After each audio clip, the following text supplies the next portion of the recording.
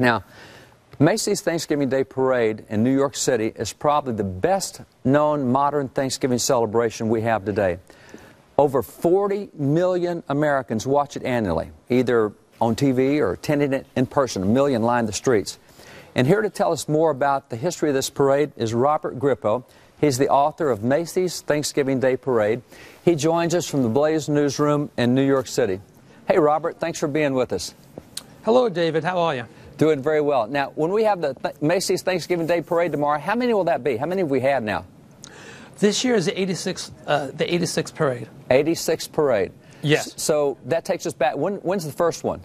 The first parade was in 1924, and the parade didn't march in 1942, 3 and 4 for the war. So the math doesn't add up to 86, but, you know, it's 86 years. So when it started in 1924, was it as big as it is today?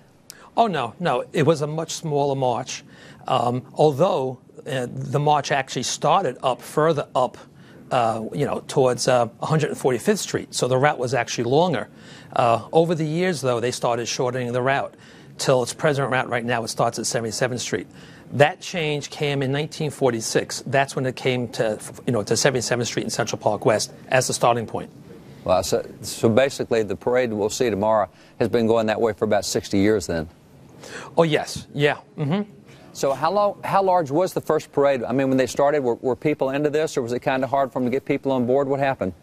Well, you know, the legend that we know now, really, is that a group of employees of the store basically wanted to show their thanks for New York City, for America, for working in Macy's, and they said, let's do a parade. And they chose a kind of festival from their native lands, So that's how the parade started. So it was done by a group of employees. Over the years, it has grown, okay? The parade really got its form and signature via a man named Tony Sogg, okay? Tony Sogg was the man that created the Macy's Thanksgiving Day Parade. So as you look, I mean, you've written the book on this, you looked at, what are some notable things that stand out to you across all of those years of parades, those 80-plus years? Well, the introduction of the balloons in 1927. Tony Sogg was a puppeteer. Now, the first year that the balloons came into being, they were air inflated. In 1928 was the first year that helium was introduced into the balloons. And at the end of the parade, they would actually release the balloons. In 1928, the first year they were released, they went up to the sky and they actually exploded because the balloons didn't have valves to release helium, and of course the helium expanded. In 1929, they fixed small leaks into the balloons so the balloons would gently come down to Earth, okay? People would actually find the balloons and Macy's would offer a reward. Now, they did that for the first few years, 29, 30, 31, and 32. In 1931, a famous pilot named Clarence D. Chamberlain, he actually grabbed one of the balloons with an airplane. Luckily, nothing happened. He did return the balloon to Macy's, and he was given a reward, A year later, in 1932, a 22-year-old woman named Annette Gibson, she was a student flyer. She was in the plane, Thanksgiving afternoon. She sees a balloon flying above New York City. She grabs the balloon with the plane. The plane goes into a tailspin, okay? Luckily, the instructor was able to stop the tailspin and save really just a few feet from the ground and stop a crash. Wow. So that was the last year that Macy's released the balloons. That was in 1932. I mean, that's kind of like a near disaster. Is anything else kind of near disastrous happened along the parades? Well, I really don't go into disasters. What I try to do is celebrate the parade's history. I mean, there's been incidents over the years. But again, what I like to look at is the famous balloon characters. Like in 1934 was the first year that the Disney Association started with the Macy's Parade. That was the first Mickey Mouse balloon in 1934. 1935, Donald Duck was turned into a balloon for the first time. Interesting thing is, there was a tie-in in 1939 with The Wizard of Oz. There was a Tin Man balloon. So I like the balloons. I think that's what makes the parade famous, okay? But, interesting, we today think of celebrities being in the parade, The first celebrity at the parade was Eddie Cantor in 1934. Wow. Eddie Cantor was a huge film star, of the era, huge. He is the only human being to this day to be turned into a balloon. Macy's made a balloon out of him in 1934, and after the parade, he greeted the crowds atop one of the Macy's marquees. He waved to the crowds.